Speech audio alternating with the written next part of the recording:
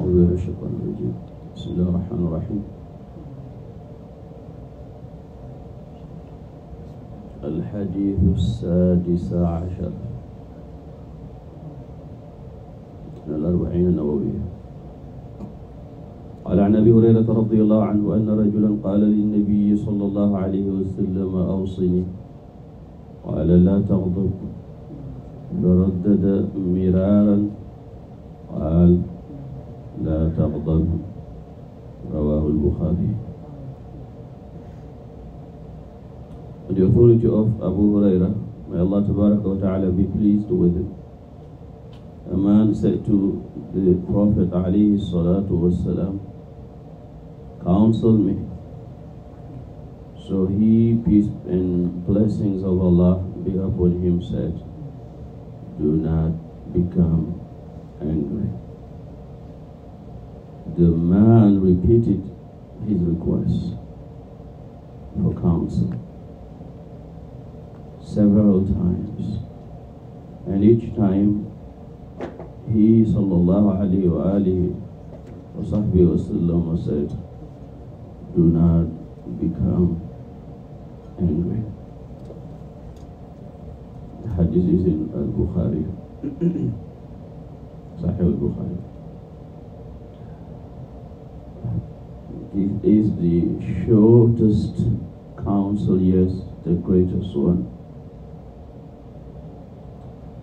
La taghdab. If one can control one's anger, then everything else can be controlled. But how can one control anger? And anger is emotional. It does not ask you for permission when it arrives. How can you say to someone, do not become angry? I.e., do not do things or engage in conversations which lead to anger. If you see that you are conversing or you're talking to someone and you see that the conversation or the debate is being heated, and you know this is going to lead to anger, you know, stop it. Change your methods. Make sure you don't continue. So do everything to avoid anger.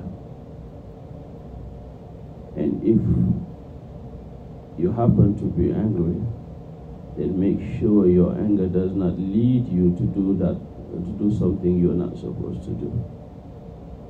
Does not lead you to violence. Does not lead you to haram, verbal haram, to do something that is haram. Because anger has to do with shaitan. The Holy Prophet ﷺ commands us to ask Allah Tabaraka wa Ta'ala's protection when we feel that we are angry or we are getting there. Say, A'udhu billahi minash shaitanir rajim. Because anger is fire. Shaitan is created from fire.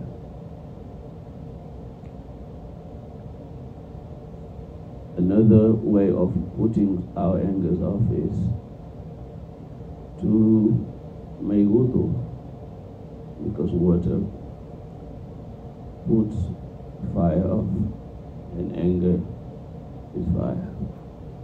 You make wudu and the anger is gone. Another way of putting our anger off is to deactivate ourselves. You are talking to someone in a standing position. Once you feel angry, sit down and deactivate yourself. The more you deactivate yourself, the better.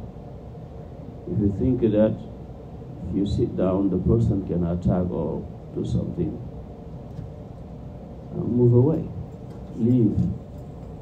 So that is one of the ways you avoid anger. Anger, mutlaq al-ghadab, is not bad. It's not bad, because sometimes one needs to feel angry to make sure they solve a problem. If you don't get angry at your home and you let kids do whatever they want, or people do whatever they want, you don't feel angry because Allah's hurumat are violated, then your Islam is questionable. But anger, like desire, they are soldiers. They are soldiers for the human spiritual heart, for the human, you could say, intellect, but let's say spiritual heart. Meaning, you need an amount of it that is managed by you, not by emotion. Don't let your emotions overcome you. Don't let your desire overcome you. Don't let your anger overcome you. They're just like soldiers.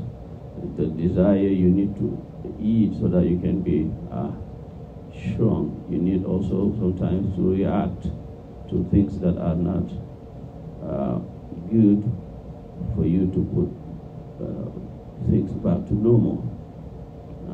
If you don't feel angry about haram, you will not be able maybe to change it. But that anger doesn't have to be emotional. It does not have to be for yourself.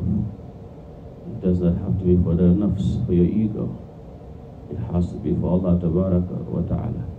That's why one of the first things we are taught when we learn about this deen is وَأَنْ يُحِبَّ لِلَّهِ وَيُبْغِضَ لِلَّهِ وَيَرْضَى لِلَّهِ وَيَغْضَبَ لِلَّهِ. That the Muslim has to love only for the sake of Allah, hate only for the sake of Allah. He is pleased only for the sake of Allah, and angry only for the sake of Allah. So it has to be connected with Allah. So that's why the Prophet ﷺ repeated this counsel to the man who asked him, لا تغضب وأعطي جوامع الكلم وهو أفصح وأفضل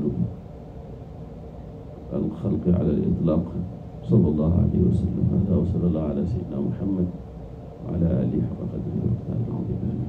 بارك الله فيك.